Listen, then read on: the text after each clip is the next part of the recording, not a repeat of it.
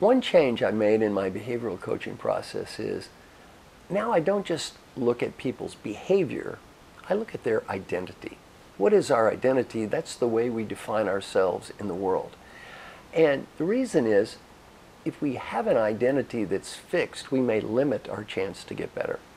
For example, a leader might have a self-image or a self-concept that says, I'm a bad listener. Well, I look in their ears and say, why are you a bad listener? Do you have to be a bad listener? Well, they often then realize, no, they don't have to be a bad listener. They've kind of stereotyped themselves and put themselves in a certain box. And here's what's important. If you don't change your identity along with your behavior, you may feel like a hypocrite or a phony. For example, let's say you need to get better at giving positive recognition, and your self-concept or image is that you're bad at giving recognition. Well, then you start getting some feedback that indicates you're doing a good job of giving recognition. If you're not careful, you might think, well, that's not really me. The real me is bad at giving recognition. Now, where does our identity come from? Well, we can look at it as the intersection of two lines. One is future, past, and one is self-other. The first part of our identity is called our remembered identity. How do you know who you are? You remember events in your life. For example, your identity is bad tennis player. Well, how do you know that? You remember times you lost. Another part of our identity is our reflected identity. That's feedback or input other people give us about our past behavior. You think you're a bad listener? How do you know? Someone in the past told you you were a bad listener and you remembered it. The third one is our created identity. The third one is our programmed identity. That is other people giving us messages about ourselves, our programs for the future, and we're all impacted with programmed identities. I'll give you a funny example. My mother went to college a couple of years when a first grade school teacher, and Dad had a gas station. What did Mom tell me about me when I was growing up? She said, you are smart. She didn't say kind of smart, you were extremely smart. She said, you're the smartest little boy in Valley Station, Kentucky. You can go to college, you can go to graduate school. And she also said, you have no mechanical skills and you will never have any mechanical skills for the rest of your life. Did she want me working at that gas station? Don't think so. She wanted me to go to college. How did this message, you have no mechanical skills, impact my life? Never encouraged to be around cars, tools, mechanical things, so guess what? I don't learn. All of a sudden, my friends think I have no mechanical skills. People at the gas station, he has no mechanical skills. I'm 18 years old, I take a test, United States Army aptitude test.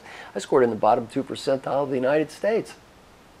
Now it was just Mom and Dad and friends, the United States Army, they all proved I had no mechanical skills. Did I doubt this? No. It's not till I'm 27 years old and I'm getting a PhD at UCLA that I question this. I take a class from old Dr. Tannenbaum. He says, get out a couple pieces of paper. On one side, write things I do well. The other side, things I can't do. Things I do well, what did I write? Scholarly pursuits, research, what was I saying? Smart, smart. Things I can't do, what did I write? I have no mechanical skills. I will never have any mechanical skills. Old Dr. Tannenbaum looks at me and says, Marshall, how do you know you have no mechanical skills? I said, it's hopeless. I took a test. Random chance beat me. He said, how are your mathematical skills? Oh, I said, I have great mathematical skills. 9 courses of math past calculus. He said, why can you solve complex mathematical problems, but you cannot solve simple mechanical problems? He said, how's your hand-to-eye coordination? I said, I guess it's okay. I can do things the other kids can do. I can play pinball games, shoot pool, drink beer. He said, why can you play pinball games and shoot pool, but you can't hammer nails?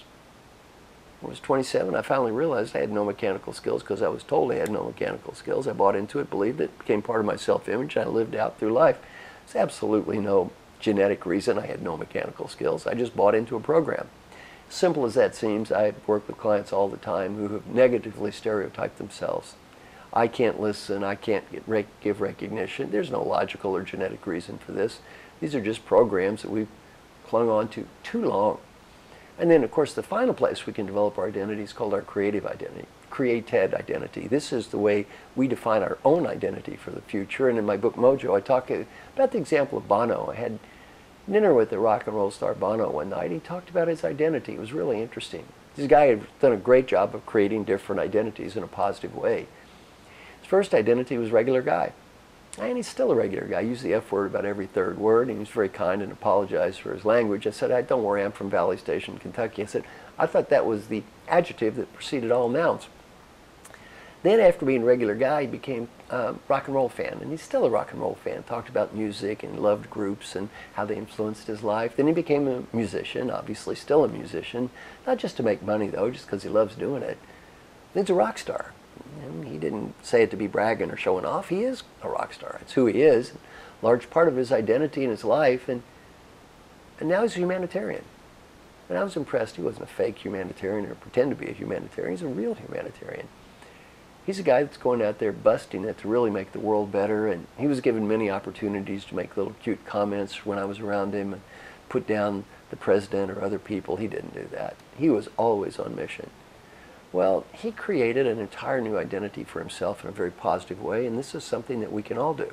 So now when I work with my coaching clients, I try not only to help them change their behavior in a positive way, I try to help them change their identity in a positive way. And I challenge them and I say, what is your identity? Does it have to be what it is? And can you create a new identity that goes with this new behavior?